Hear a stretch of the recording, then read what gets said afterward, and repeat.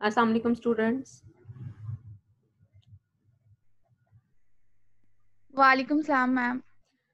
अच्छा जी, कल तक का लेसन था आपका था बफर सॉल्यूशन। बफर सॉल्यूशन के कुछ न्यूमेरिकल्स दो डिफरेंट टाइप्स के हम अभी हमारे रह गए थे, वहां से आज भी हम शुरू करते हैं। बिस्मिल्लाहिर्रहमानिर्रहीम। क्या है जी कि आपके पास अगर pH7 का आपने बफर सॉल्यूशन बनाना है और फॉस्फेट बफर बनाना है, ठीक है ना। तो फॉस्फेट बफर बनाने के लिए आपके पास potassium hydrogen phosphate, dipotassium hydrogen phosphate, phosphoric acid, these are the different acids and their salts, ठीक है। अच्छा, अब फास्फोरिक एसिड अगर हम लेते हैं, फॉस्फेट बफर कहा है, तो फास्फोरिक एसिड अगर हम लेते हैं H3PO4, तो H3 है इसमें, तो इसका मतलब है 3 टाइप्स, इसके 3 टाइम्स ये हाइड्रोजन आयन को लिबरेट करेगा। तो ये हाइड्रोजन आयन H2PO4 रह जाएगा, फिर एक और हाइड्रोजन आयन आएगा तो HPO4 रह जाएगा, और at the last phosphate A9 जो है वो बचेगा और ये एक और हाइड्रोजन आयन रिलीज होगा। इन तीनों स्टेप्स में जो pKa वैल्यूज है, आयोनाइजेशन कांस्टेंट वैल्यूज हैं, आयोनाइजेशन कांस्टेंट वैल्यूज 2.12, 7.21, 12.32। अच्छा, अब आप में से कोई बताए कि जिस अगर हमने pH 7 का बफर सोल्यूशन बनाना है तो इसमें से कौन सी स्टेज का हमें फास्फोरिक एसिड कौन सी एनाइन में चाहिए होगा? क्या कल मैंने बताया था? मैम 7 पॉइंट पीके हाँ, वैल्यूज वाला। शाबाश। हमने कहा था कि जिस पीएच का हमने सोल्यूशन बनाना है उसी पीके नियर अबाउट हमने उसको सिलेक्ट करना है। ठीक है ना? तो अभी हमने इसका मतलब है हम यहाँ पे जो है वो पोटाशियम डाईहाइड्रोजन फॉस्फेट हमारे पास पोटाशियम डाईहाइड्रोजन फॉस्फेट आएगा। The most suitable of the three buffer system is HPO4 -2, ये वाला -2 और H2PO4 ये होगा। इसका मतलब potassium hydrogen phosphate and potassium dihydrogen phosphate. इसको जो पोटाशियम हाइड्रोजन फॉस्फेट है हम एज अ सॉल्ट लेंगे और पोटाशियम डाईहाइड्रोजन को एज अ वीक एसिड हम इसको लेंगे। ठीक हो गया? तो ये हमारा कॉम्बिनेशन हो जाएगा potassium hydrogen and potassium dihydrogen phosphate. ये कौन आ गया है जी? जरा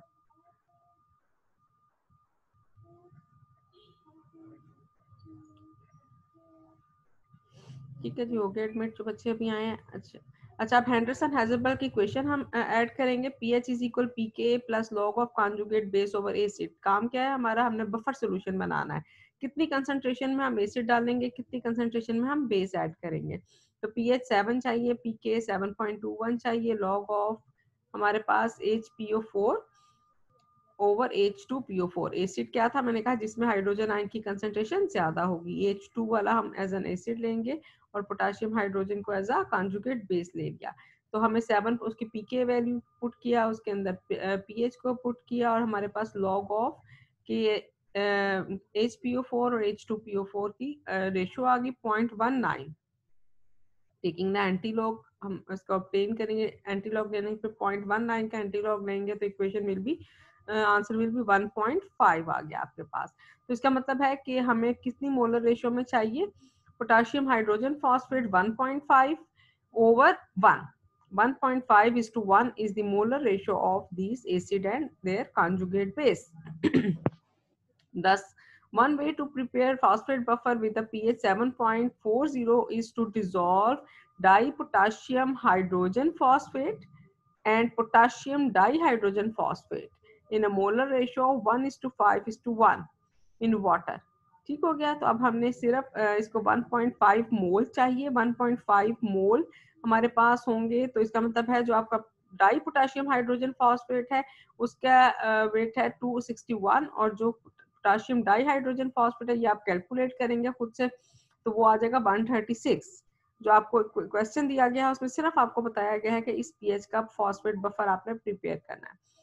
तो ये आपके पास जस्ट आ जाएगा कि अब आपके इस मॉलिक्यूलर वेट से आप उसको 1.5 मोल का वेट जो है वो 261 होगा और 136 ग्राम आप वाटर में जब ये पोटाशियम डाईहाइड्रोजन फॉस्फेट लेंगे तो आपका 7.41 pH का buffer solution phosphate buffer will be prepare. ठीक हो गया?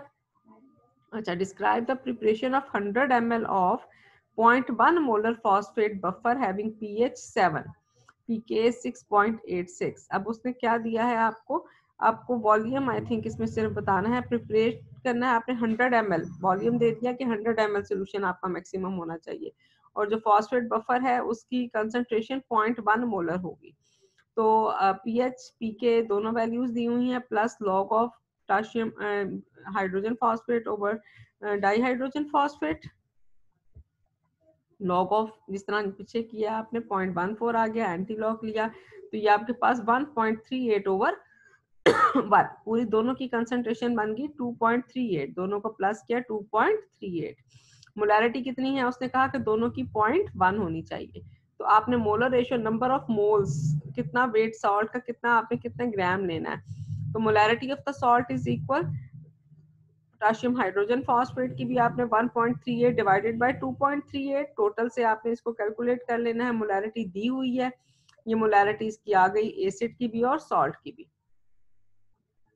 नंबर ऑफ मोल्स का फार्मूला क्या होता है? Molarity into volume into molarity में आपने इसको कहना है नंबर ऑफ मोल्स, मोलैरिटी आपको पता है 0.1 मोलर है, वॉल्यूम आपके पास अब आ गया है क्यूबिक डेसीमीटर में 0.58 एंड 0.042, यहाँ पे भी 0.058 आएगा, ठीक है मोलैरिटी का, ये एक जीरो मिस है इधर आपके पास। उसके बाद वेट इन ग्राम्स में उसको आपने उसके मालिकुलर वेट से मल्टीप्लाई कर देना, number of moles into molecular weight, तो आपके पास ये आ जाएगा। देयरफॉर टू प्रिपेयर 100 ml बनाने के लिए आपको 1.0092 ग्राम ऑफ सॉल्ट चाहिए एंड 0.5712 ग्राम ऑफ एसिड चाहिए पर 100 ml ऑफ द सोल्यूशन। ठीक हो गया जी, ये इस दोनों की प्रैक्टिस कर लीजिएगा, आप एक दफा गो थ्रू जरूर कीजिएगा। तो नेक्स्ट आता है बफर कैपेसिटी क्या होती है, नंबर ऑफ मोल्स जो रिक्वायर्ड होते हैं ऑफ एन एसिड और बेस के added to 1 litre of the solution to change the pH by unity. Buffer capacity को कैसे हमने डिफाइन करना है, it is the number of moles of an acid और base added to 1 litre of the solution to change the pH by unity. That is, it is absolute value of the slope of the curve between mole of acid and base added to 1 liter of the solution and the pH of the solution. Calculate the pH of the buffer containing 0.1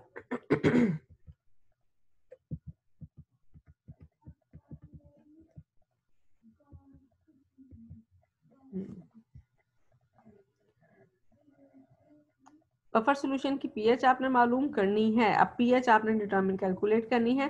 0.1 molar of acetic acid and sodium acetate, acidic आपके पास buffer solution है। What will be the change in pH on adding 0.01 molar अगर हम इसमें acid डाल दें और 0.01 molar उसमें हम बेस डाल दें। पीके इज एसिटिक एसिड का जो सॉल्यूशन है तो 4.752, तो ये आपके पास पीएच इज इक्वल पीके की वैल्यू पुट की log of sodium acetate each उसने कहा कंसंट्रेशन तो 0.1 ओवर 0.1, तो पीएच इज इक्वल 4.745। अच्छा, अब वो कहता है सेकंड उसमें क्या उसने कहा कि when we add 0.01 molar of HCl to a liter of the solution, hydrogen ion from ये क्या लिखा हुआ है, from HCl will react with the hydrogen ion will react with the HCl के साथ। हाँ जी, from HCl से जो है वो रिएक्ट करेगा एसिटेट आयन के साथ to form unionised acetic acid, जो हमने कल उसका मैकेनिज्म ऑफ एक्शन पढ़ा था। Therefore concentration of acetate ion decrease by 0.01 मोलर and that of acetic acid की इंक्रीज हो जाएगी बाय 0.01 मोलर। Got it? क्या आपके पास एसिटेट आयन 0.1 जब उसके अंदर आपने डाला है तो वो उसके साथ रिएक्ट करेगा, उसकी पहले कंसंट्रेशन जो थी 0.1 थी, माइनस कर दे 0.01 मोल उसके रिएक्ट की है ना, तो 0.09 मोलैरिटी होगी और एसिटिक एसिड इंक्रीज कर जाएगा, उसमें हम ऐड कर देंगे। दोनों की कंसंट्रेशन कितनी वेरी की 0.09 over concentration will be acid आपके पास आ गई 0.11। तो पीएच कौन सी है वो जो पहले थी, यहाँ से अब इसकी पीएच हमने कैलकुलेट की, that will be equal to 0.087 हो जाएगी जब आप इसको कैलकुलेट करोगे ना। तो डिफरेंस इन पीएच कितनी आ गई 4.658। टोटल जो उसकी बफर सोल्यूशन है उसकी जिसमें आपने बफर सोल्यूशन डाला है उसकी पीएच में इतनी वेरिएशन आएगी। तो change in pH is only -0.087। Change in pH जो आएगी वो इतनी आएगी और पूरा जो सोल्यूशन की पीएच जो पहले 4.7 थी वो रह जाएगी, वो उसमें से इतनी माइनस हो जाएगी। Got it? स्टूडेंट्स क्लियर है यहाँ तक? Yes ma'am, yes ma'am. अच्छा, इसी तरह से जब उसमें हमने बेस डालनी है तो बेस के केस में क्या होना है, बेस के केस में अब आपने पढ़ा था ना, क्योंकि वो वाइस वर्सा था कि जब बेस ने रिएक्ट करना था तो आपके पास क्या होना, on adding of base acetic acid will react with hydroxyl anion to give acetate anion. तो अब एसीटेट एनाइन, यहाँ पे एसीटेट एनाइन डिक्रीज हुए थे, यहाँ पे उतने ही वॉल्यूम में उन्होंने उतने ही मोल उनके इंक्रीज करने, उतनी मोलैरिटी इंक्रीज करनी है, तो यहाँ पे वो ऐड हो जाएंगे और इससे माइनस होंगे और अब ये 0.11 हो जाएगा एंड दिस इज 0.09।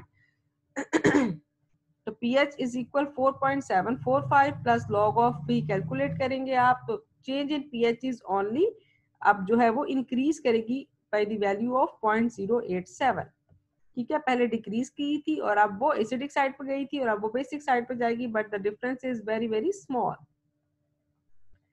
अच्छा, लास्ट इसका है क्या, when 0.01 mole of sodium hydroxide are added to a buffer solution, its pH change from 4.7 से 4.8, what is the buffer capacity? तो बफर कैपेसिटी का formula number of moles of alkali added per litre या number of moles of जो आपका acid है added per litre, दोनों cases में divided by change in pH. तो चेंज इन पीएच दोनों को माइनस किया, आपके पास ये वैल्यू आ गई, कितने मोल्स उसने डाले हैं 0.01, so that is the buffer capacity of that buffer solution. That's very simple. ठीक है जी। नेक्स्ट हमारा टॉपिक है common ion effect.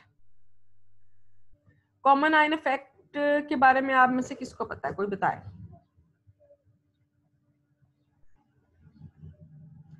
Any one of you?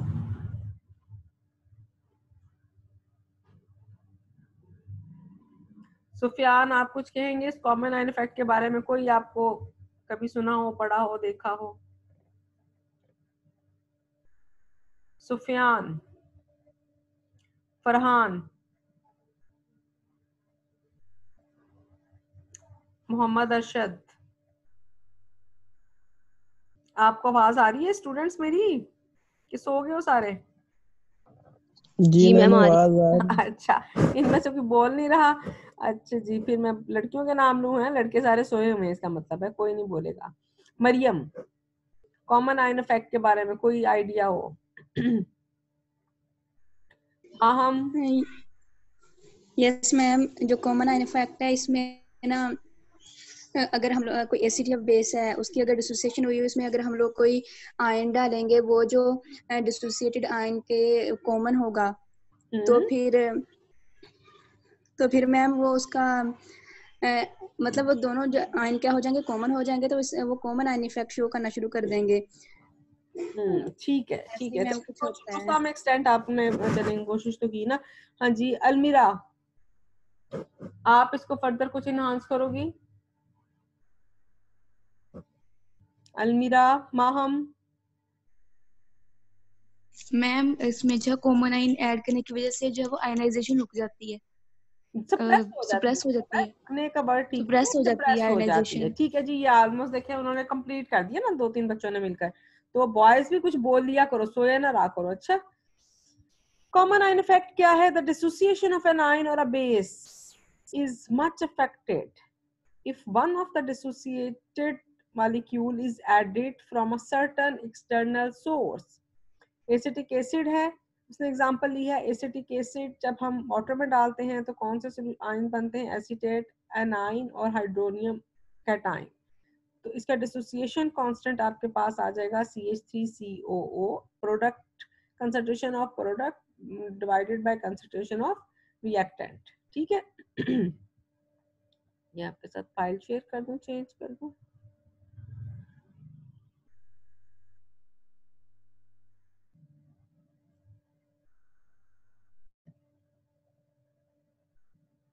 जी, था हमारे पास acetic acid. If we add a strong acid HCl, हम उस weak acid में अगर हमको स्ट्रॉन्ग एसिड डाल देते हैं, तो स्ट्रॉन्ग एसिड डालने पर कौन सा जो हमारे पास आयन है वो कॉमन हो जाएगा? Hydronium ion. ठीक है ना, HCl का सोल्यूशन डाल देंगे तो हाइड्रोनियम आयन, इसके क्लोराइड और हाइड्रोनियम आयन।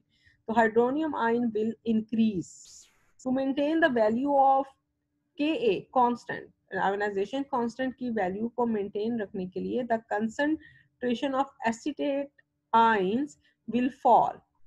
ठीक है ना, जो एसिटेट आयंस हैं वो उस हाइड्रोनियम आयन के साथ रिएक्ट करना शुरू कर देंगे और वो जो कंसंट्रेशन है उनकी वो डिक्रीज हो जाएगी। In other words, the equilibrium will shift to the left hand side due to the large excess of hydronium ion furnished by the dissociation of HCl. Lee Chatelier principal है, ली Chatelier कुछ कहते हैं, कुछ ली Chatelier कहते हैं, जो भी आप कहते हो उसमें। The dissociation of acetic acid will be suppressed in a similar manner if large excess of common anion, अगर हम सोडियम एसीटेट डाल देंगे तो फिर क्या होगा? एसीटेट आयन के इनहांस, वो उसका कॉमन आयन हो जाएगा, जिसकी वजह से जो आपका इक्विलिब्रियम है it will be shift towards the right. ठीक है, तो आपके acetate by adding strong electrolyte like sodium acetate which dissociate into acetate और sodium, similarly the addition of, अगर हम उसमें अमोनियम क्लोराइड डाल देते हैं और सोडियम हाइड्रोक्साइड, ये सेकंड एग्जांपल आ गई ना, तो ये सिर्फ एग्जांपल दिए कॉमन आयन इफेक्ट की वजह से हम जो डायरेक्शन ऑफ द रिएक्शन है उसको हम कंट्रोल कर सकते हैं। कॉमन आयन इफेक्ट का जो कॉमन आयन इफेक्ट आपके ख्याल में कहाँ पे काम आता है? कभी आपने इसको परफॉर्म किया?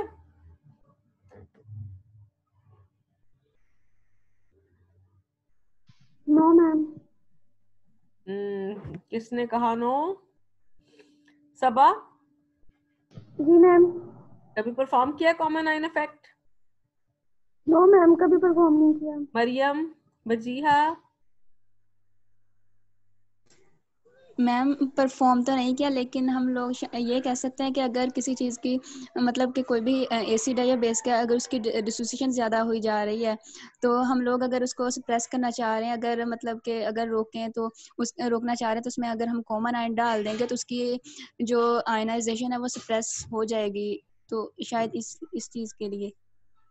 अच्छा जी, इधर से मारिया, आपकी क्या राय है इस बारे में? कभी परफॉर्म किया? No ma'am. मोहसिन? मोहसिन जावेद, क्या पढ़ रहे हैं हम? No ma'am. क्या नो मैम, कुछ नहीं पढ़ रहे? कौन सा टॉपिक कभी का नहीं किया उस बारे में। अच्छा, डिस्कस क्या कर रहे हैं हम? मैम हम कॉमन आयन इफेक्ट के बारे में डिस्कस कर रहे हैं, उसकी अच्छा, एप्लीकेशन। आपने इनऑर्गेनिक का कोर्स पढ़ा है? यस मैम, पढ़ रहे हैं। एफएससी में पढ़ा था? जी मैम। सॉल्ट एनालिसिस किया था? मैम प्रैक्टिकल नहीं किया, बस थ्योरी पढ़ी थी। तब भी बिल्कुल, क्यों, तब भी कोरोना था? अच्छा चलें, एफएससी में भी आप में से किसी ने प्रैक्टिकल नहीं किए हुए? कॉपी तो बनाई होगी ना? कॉपी बनाई थी? नोटबुक बनाई जी थी? मैम बनाई थी। हाँ, नोटबुक बनाई थी ना। तो उसमें आपने लिखा होगा कि हमने जब क्वालिटेटिव एनालिसिस करते हैं, हमें कैटाइंस और एनाइंस स्कीम है ना, उसमें 6 ग्रुप है, एसिड रेडिकल्स, बेसिक रेडिकल्स वाले, याद जी मैम। है ना? तो उसमें जी जब मैम। हम हाँ, जब हम फर्स्ट ग्रुप को, सेकंड ग्रुप को, थर्ड ग्रुप को उनके जब एनालिसिस करते हैं क्वालिटेटिवली, हमने देखना है, हमने जो है वो फाइंड आउट करना है कि ये कौन सा गिवन सॉल्ट है, तो वो जो सारी स्कीम है it is based on the common ion. ठीक है, उसमें हम पहले ग्रुप में भी हम इसको देखते हैं कि HCl ग्रुप डालते हैं, दूसरे में HCl डालते हैं, अच्छा से किस तरह से हम उस स्कीम को किस तरह से डिफाइन किया, किस तरह से मैनेज किया गया है। ठीक है जी, तो ये मैं आपको थोड़ा सा बताने लगी उसके बारे में। वो आपकी सारी स्कीम कौन सी है ना, वो रिवाइज हो जाएगी इसमें। इसीलिए मैंने कहा था कि कोई नई चीज नहीं है जो हम पढ़े इन 2 लेक्चर्स में, सारा हमारा पिछला रिवीजन ही है, एक दफा आपको गो थ्रू हो जाओगे आप। अच्छा, अब सिमिलरली उसने कहा कि अगर हम अमोनियम हाइड्रोक्स क्लोराइड और अमोनियम सोडियम हाइड्रोक्साइड डालते हैं, तो इन अमोनियम हाइड्रोक्साइड, ये आपके पास है अमोनियम हाइड्रोक्साइड और सोडियम हाइड्रोक्साइड, और उसमें अगर आप इन दोनों में से कोई एक चीज डालते हो तो दूसरा उसका, यहाँ पे हाइड्रोक्साइड कॉमन हो जाएगा और यहाँ पर उसका अमोनियम कॉमन, कैटाइन और एनाइन जो है वो उनकी वेरिएशन आ जाएगी। Solution will result in suppression of dissociation of ammonium hydroxide due to the common ion, either ammonium or a hydroxyl ion respectively. The suppression of dissociation of a weak acid or a weak base by adding a solution of a strong electrolyte having an ion common with the weak acid or a weak base is called the common ion effect. ये इसकी जो है formal एक definition है। Application इसकी क्या होती है? The principal common effect has proved very useful in analytical chemistry. The following are some of the common application के जो salts की purification होती है. It is based on the sodium common ion effect. The common salt is purified by passing dry HCl gas through its saturated solution. Saturated solution बता देंगे हम sodium chloride का और हम उसमें से सोडियम ड्राई HCl गैस को पास करेंगे। Sodium chloride in its saturated solution ionizes sodium or chloride. The equilibrium constant आपके पास आ जाएगा product over reactant. When dry HCl is passed through its saturated solution, it also ionizes to give hydrogen cation or chloride. It is obvious from the above expression that chloride ion जो है वो हमारे पास common आ गया है. Both the processes. After the ionization of HCl, the concentration of chloride ions increases, which alters the value of equilibrium constant. To keep Kc constant, the equilibrium is shifted to the left hand side of the equation. With the increase in chloride ion, the amount of sodium chloride is increased. Saturated solution है उसकी और increase हो जाएगी, उसकी concentration उसमें मज़ीद saturated हो जाएगा. Thus more and more sodium chloride molecules are formed and get precipitated. After the precipitation, the salt is filtered and obtained in the pure form. ठीक है. आजकल तो आपको पता है वो पिंक सॉल्ट का बहुत चर्चा हो रहा है कि पिंक सॉल्ट अच्छा होता है. तो उससे पहले क्या था कि हम हर चीज की सफेदी की तरफ आ रहे थे, और चाहे वो कोई भी सिचुएशन हो, तो चाहे रंग गोरा करने वाला हो, चाहे आपका वो सोडियम कलर, चाहे चीनी हो. आजकल चीनी को हम व्हाइट पॉइजन कहते हैं. तो इसी तरह से जो व्हाइट सॉल्ट है, फिर हमने उसको आयोडीन मिला नमक की फॉर्म में उसको यूज किया, और अब आजकल उसको फिर हम कहते हैं कि नहीं जी, मिनरल के साथ हमें पिंक सॉल्ट यूज करना चाहिए. तो सोडियम क्लोराइड नेशनल की ब्रांड है, एक शान की ब्रांड है. वो सब जो हमारा क्योड़ा माइन में सोडियम क्लोराइड है जो रॉ फॉर्म में है, उसको प्योरीफाई करती है बाय दिस मेथड, और उसको फिर जो है वो as a business point of view से सेल करते हैं. ठीक है जी, ये इसकी एप्लीकेशन आ गई. इसी तरह से हम क्वालिटेटिव एनालिसिस में या जितनी सिंथेसिस केमिस्ट्री है उसमें जी प्योरिफिकेशन होती है, वो बेस करती है on the common ion effect. अब उसने कहा कि use of HCl in group 2 of salt analysis. Group 2 के कैटाइंस कौन कौन से हैं, ये सारे उसके कैटाइंस लिखे हुए हैं. Mercury, lead, bismuth, copper, cadmium, arsenic, antimony, stannic of the salt analysis are precipitated by passing H2S gas. Hydrogen sulphide gas हम पास करते हैं सेकंड ग्रुप में से, किसकी प्रेजेंस में, HCl की प्रेजेंस में से. तो HCl की प्रेजेंस में the function of HCl is to suppress the ionisation of H2S gas. ये गैस जितनी सप्रेस होगी, इसकी आयोनाइजेशन जितनी, देखें हम उसके अंदर डालेंगे सारी की सारी आयोनाइज हो जाएगी. ठीक है ना, उसमें से इक्विलिब्रियम पे फौरन से वो आयोनाइज होना शुरू कर देगी, गैस है. तो उसकी जब हम उसमें HCl डालते हैं तो क्या होगा कि HCl डालने की वजह से हाइड्रोजन सल्फाइड ज्यादा अवेलेबल होगी. ये ज्यादा अवेलेबिलिटी हमने क्या करनी है, ये जो कैटाइंस हैं इसके सल्फाइड बन जाएंगे, लेड सल्फाइड, बिस्मथ सल्फाइड वगैरह वगैरह. ठीक है जी, क्लियर हो गया सबको. तो जब हम कॉमन आयन इफेक्ट की वजह से हमने क्वालिटेटिव एनालिसिस करना है, और हमें कहा गया है कि हमें एक सॉल्ट दिया गया है कि इसमें आप इसको आइडेंटिफाई करें. तो सबसे पहले हमने फर्स्ट ग्रुप से शुरू करना होता है, सेकंड से, फिर थर्ड से, फिर फोर्थ, फिफ्थ, इस तरह हम ग्रेजुअली ऑनवर्ड मूव करते जाते हैं अपने स्कीम में कि अच्छा फर्स्ट ग्रुप एब्सेंट है, सेकंड ग्रुप एब्सेंट है, थर्ड. तो जहाँ पे हमारे पॉजिटिव रिजल्ट्स आते हैं वो हम कहते हैं कि ये दो ग्रुप्स एब्सेंट थे एंड दिस इज द जो ये प्रेसिपिटेट्स आ गए हैं या ये कलरेशन बन गई है, तो may be this is that salt. तो उसके बाद it is obvious that the hydrogen ion common है दोनों में, और हाइड्रोजन आयन कॉमन है जिसकी वजह से क्या होगा, equilibrium is shifted towards the left hand side.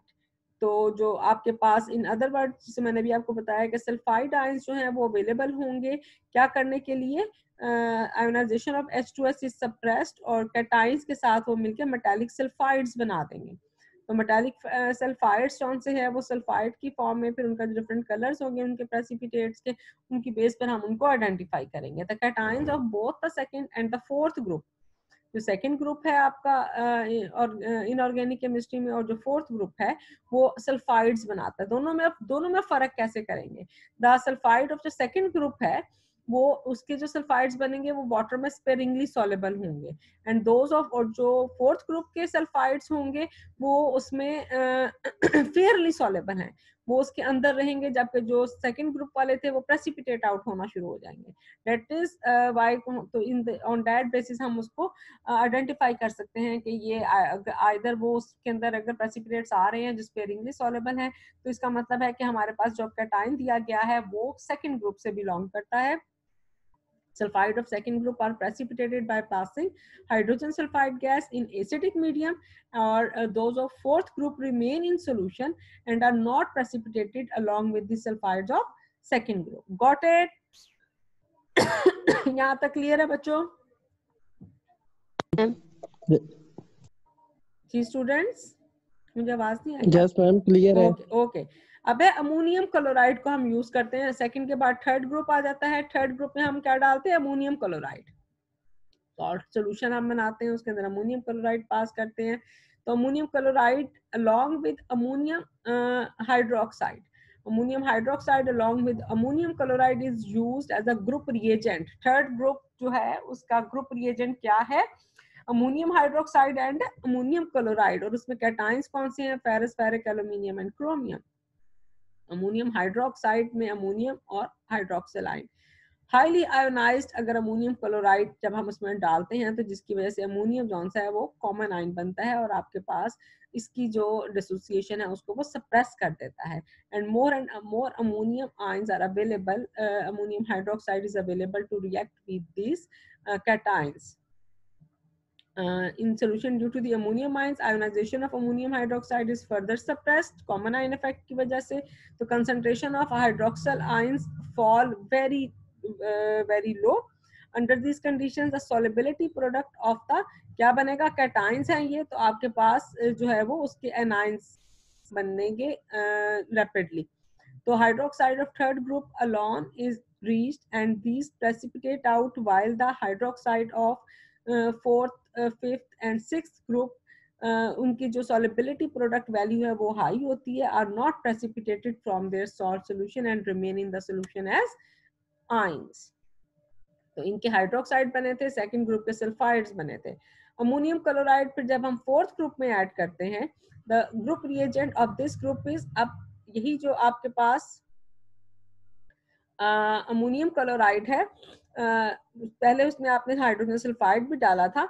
in the presence of ammonium chloride and ammonium hydroxide, due to the presence of ammonium chloride which furnishes larger number of ammonium ions, ionization of ammonium hydroxide is restricted to the desired extent in which hydrogen sulfide precipitate out radicals of this group such as zinc, nickel, manganese and cobalt.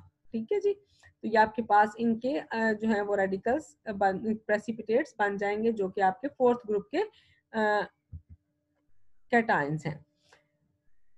Fifth group के salt analysis में हम ammonium chloride हम ammonium carbonate के साथ use करते हैं, carbonate के साथ यूज करते हैं as a group reagent. Ammonium carbonate alone is used as a group reagent. Then magnesium and sixth group will also precipitate magnesium carbonate. And to avoid this, along with ammonium carbonate, ammonium chloride is used. The common ammonium ion form highly ionized ammonium chloride. Suppress the ionization of ammonium carbonate to such an extent that the low concentration of carbonate ions is only sufficient to increase the solubility product of the calcium, strontium of barium. इन तीनों की जो है वो carbonates बन जाएंगे, but it is insufficient to exceed the magnesium जो कि सिक्स्थ ग्रुप में चला जाता है, उसके वो नहीं बनाएगा। इन दैट केस हम क्या करेंगे, जब हम उसमें अमोनियम हाइड्रोक्साइड डालते हैं as a salt analysis in the filtrate of third group contain hydroxyl ion and is basic. The function of ammonium hydroxide is to provide hydroxide ion which remove hydrogen ion and thus enhance ionization of hydrogen sulfide. तो आपके पास जो ammonium है, greater is concentration of sulfide ions and more is precipitated of sulfide. तो in this way हम जो है जो आपकी स्कीम है इनऑर्गेनिक केमिस्ट्री में वो कॉमन आयन इफेक्ट की बेस पर करते हुए उसको कैरी ऑन करते हुए हम उसमें क्वालिटेटिव एनालिसिस को कंप्लीट करते हैं। ठीक है जी, ये इसको आप एक दफा अपनी वो पुरानी की कॉपी भी इनऑर्गेनिक में आपके पास प्रैक्टिकल्स होंगे, बल्कि कर रहे हो आप वो इनऑर्गेनिक के प्रैक्टिकल्स कर रहे हैं आप लोग? अभी नहीं नो कर रहे मैम, हैं। अभी नहीं स्टार्ट किए। अभी नहीं स्टार्ट किया? अच्छा चले फिर इसको आपकी पुरानी नोटबुक्स पड़ी होंगी, अगर आप वहां से एक दफा उन सारों को थोड़ा सा रिकॉल कर लीजिएगा कि कौन कौन से एसिड रेडिकल्स हैं, ये भी आप याद कीजिएगा और बेसिक को भी साथ कर लीजिएगा, आप ही को फायदा होगा। ठीक है, वेरी सिंपल है। नहीं ये प्रैक्टिकल नहीं है बेटा, ये आपका थ्योरी है। देखिए आप प्रैक्टिकल करते हो ना, तो जिस तरह अभी मैंने पहले बताया कि आप लोग लिख लेते हो, हाँ ये डाला, ये बना, ये प्रेसिपिटेट आए, ये कलर आया और आपको उसकी साइंस बेसिकली नहीं पता ना, केमिस्ट्री नहीं पता कि ये क्यों हो रहा है, तो ये आपकी थ्योरी है बेसिकली। ये जितनी स्ट्रांग होगी, जितनी आपने इसको अच्छे तरीके से, आपको ये आपकी फिंगर टिप्स पे होगी, आपका प्रैक्टिकल भी और आपकी बेसिक केमिस्ट्री भी उतनी ही स्ट्रांग होगी। और ये वो बेसिक केमिस्ट्री है जो आपने इसके बाद आपकी डिग्री इंशाल्लाह जब कंप्लीट होगी तो जो पब्लिक सर्विस का जो भी कंपटीशन के एग्जाम होते हैं जॉब के लिए, उन सब में ये जो है वो तकरीबन 50% जो है वो इस बेसिक केमिस्ट्री में से होता है सिलेबस। ठीक है, तो इसको बहुत अच्छे तरीके से आप लोग जो है वो पढ़ लीजिएगा, याद कीजिएगा, याद कीजिएगा। मैम काइंडली ये बता दें कि पेपर कैसे होंगे, आपने कहा था कि मैं कल आपको हाँ, अभी बताऊंगी। तक तो बच्चे यही है कि जो हमें कहा गया है कि हर टीचर ने खुद से लेना है, और एमसीक्यूज भी होंगे और शॉर्ट क्वेश्चन भी होंगे जैसे आपने लास्ट टाइम किया था। तो जूम पे ही कहा है उन्होंने हमसे लें, तो अगर मैं इसी तरह से पेपर शेयर कर दूंगी जो अभी तक हमें स्ट्रेटेजी बताई गई है कि हर टीचर के, तो पेपर शेयर कर दूंगी और फिर मैं आपको कुछ टाइम दे दूंगी कि आपने ये जौन सा है 30 मिनट्स के अंदर अंदर मुझे पीडीएफ इसकी सेंड कर दीजिएगा, या जो भी अकॉर्डिंग टू डैट के मैं देख लेती हूँ पेपर कैसा बनता है। मैम मैम लेकिन अगर होगा आप जूम पे एमसीक्यूज और वो होगा शॉर्ट क्वेश्चन। हाँ जी बेटा। मैम अगर आप जूम का कह रही हैं तो फिर अगर मतलब किसी का नेट इशू बनता है तो वो क्लास से डिस्कनेक्ट हो जाता है, तो ये तो फिर पेपर कैंसिल हो गया ना, एक समझे कि नहीं, फिर पेपर कैंसिल नहीं होगा। वैसे तो मेरा नहीं ख्याल कि किसी का ऐसा, आप लोग जो आपके ये पैकेजेस वगैरह होते हैं नेट डाटा, ये जो आपके जोन 4G और ये जो यू फोन और ये वो, ठीक है, आप लोग लैपटॉप अपने पहले से चार्ज करके रखें, और ये तो फिर मेरा नहीं ख्याल कि इतना कोई इशू बनता है ना। तो कोई एक दो केसेस होते हैं तो वो कोई ऐसी बात नहीं, उनको फिर दोबारा नया पेपर किसी टाइम में लेकर तो फिर उनको उस तरह से एंटरटेन करना पड़ेगा। ठीक है, उसी दिन में या फिर 2 पेपर बना के रख लूंगी मैं, जो अर्जेंट वाले होंगे फिर उनको देख लिया जाएगा। ठीक है, लेकिन इसका ये है कि आप लोग पहले अपने लैपटॉप को चार्ज कर लीजिएगा सब स्टूडेंट्स, लाइट का इशू नहीं रहेगा, और उसके बाद फिर आप लोग अपने मोबाइल्स और अपने जो भी आपका नेट कनेक्शन है वो आपने पूरे वीक में ही बल्कि एग्जाम देना है। बेहतर है कि आप इंटरप्शन से बचने के लिए आप कोई सा भी पैकेज ले लो वीक वाला। ठीक है, तो ये लॉन्ग 4G का हो जाएगा, जैज का, ये बहुत अच्छे पैकेजेस हैं, बहुत इकोनॉमिकल भी हैं, तो आप अच्छे से सारे पेपर्स को टाइमली जो है वो कंडक्ट करवा सकते हो, कंप्लीट कर सकते हो। ठीक हो गया। देखिए हमने पढ़ा, जितना सिलेबस पढ़ लिया उसमें से प्रैक्टिकल पार्ट के कौन से टॉपिक्स हैं? पर प्रैक्टिकल तो वही मैंने जो आपको 3 करवाए हैं, मेरा ख्याल है एक आयरन स्पेक्ट्रोफोटोमीटर वाला है, आयरन जो मैंने लास्ट टाइम मेरा ख्याल है टाइट्रेशन वाला कराया था, उससे पहले आपको एक बैक टाइट्रेशन वाली कराई थी। 3 प्रैक्टिकल्स किए हैं आपने, बस उसके अलावा मैम सारा एक आपका वो था सिलेबस है। जिसमें आपने मैम उसमें इंस्ट्रूमेंट्स के बारे में बताया था, वो प्रैक्टिकल पोर्शन में आएगा या नहीं, वो वो सारा उसमें सिलेबस में आएगा? जो सिर्फ बैक टाइट्रेशन थी ना, वो प्रैक्टिकल था। जो बैक टाइट्रेशन अलहदा से मैंने डॉक्यूमेंट से शेयर किया था, तो वो सिर्फ बैक थी आपका प्रैक्टिकल। बाकी तो सारा वो जो इंस्ट्रूमेंट की बेसिक्स है, उनकी कैलिब्रेशन है, वो सारा आपका सिलेबस है।